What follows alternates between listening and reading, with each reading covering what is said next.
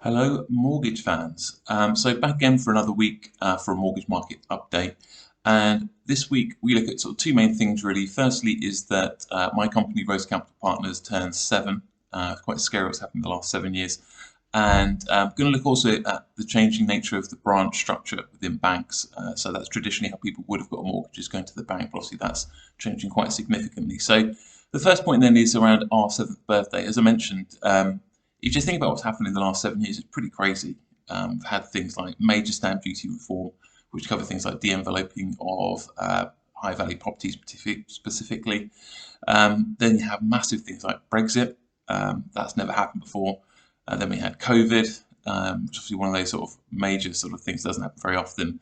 There's also been all sorts of regulatory changes thrown in there as well. So in a 7 year period, that's absolutely insane to have that much stuff happen. But the good thing is I'm still here. So hopefully we can have another 7 years and it'd be a little bit calmer. That would be really, really nice.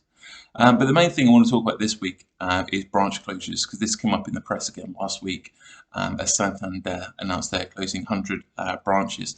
I did actually look up some stats because this is a bit of a long-term trend, been happening for a while, and since 2004, 3,033 high street branches have shut, which is a phenomenal sum actually.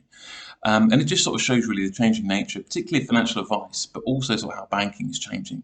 There's been a lot talked in this area. This is sort of where you start to talk about sort of tech stuff. So that sort of meshing of really any function that can be automated is. So that's why you're seeing things like branches decrease because, for example, I bank with Starling Bank now.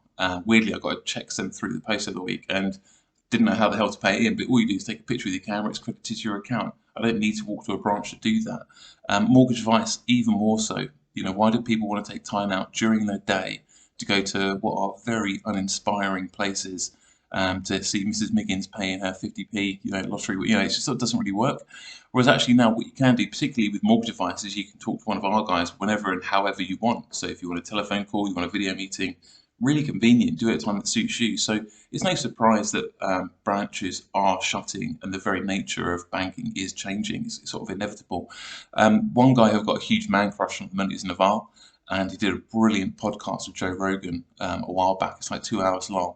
But on the text version of this update, I put a little clip of that particular podcast, which is really interesting because what he talks about is that inevitably anything that can be automated will, but what that will leave people with is more time to do more creative work. So the very nature of our work is very creative. We sit down with individuals, or we used to, obviously not in the pandemic, but we'll arrange a video meeting, we'll talk to individuals, we'll figure out what's going on with them, we'll sort of plot our way forward, we'll do some research with the banks, find some products. That is by nature very creative, and it's actually really fulfilling, interesting work. So I think that move toward automation and the greater introduction of technology is a really, really positive thing, because what it then does is means you get a more positive outcome.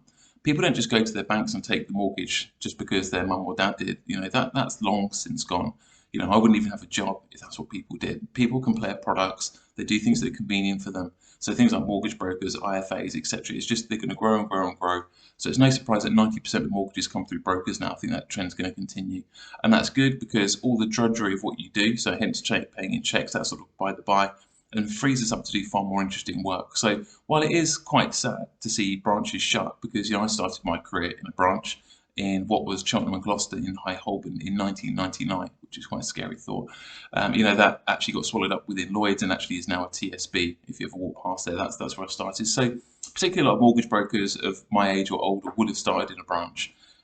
So it's a bit funny now you're getting career mortgage brokers, which is quite unusual. We train people from fresh and they become mortgage advisors never having worked in a bank, so it's a bit unusual. But again, I go back to that just being really, really positive thing, because specifically the main point is clients are getting better outcomes, getting better advice for the things they need when they need it, which can only be a good thing, in my opinion. So last couple of points then to wrap up. Money markets last week, a bit up and down. So LIBOR was down, 2 and 5 year money was slightly up. Over the last 6 weeks, there's been a real upward trend, which again, have a look at the figures on our website, which I'll put a link to this update as well in the notes if you want to see that, which means the best rates on mortgages now starting from 105 on a 2-year fixed rate or 1.19 on a 5-year fixed rate. The rate you will be offered is dependent on your deposit and personal circumstances, and obviously, as I mentioned before, about the appropriateness of that, but that gives you an idea of where the figures are starting from. Also on the update, and why I put it in the comments as well, there's a new video we've released for buy-to-let mortgages. So if anyone's looking at getting a buy-to-let or has one, we've revamped that section of our website. There's a lot more information. There's a video from me as well. So hopefully that's really much more useful for you. So thanks for watching, and hope to catch up with you soon.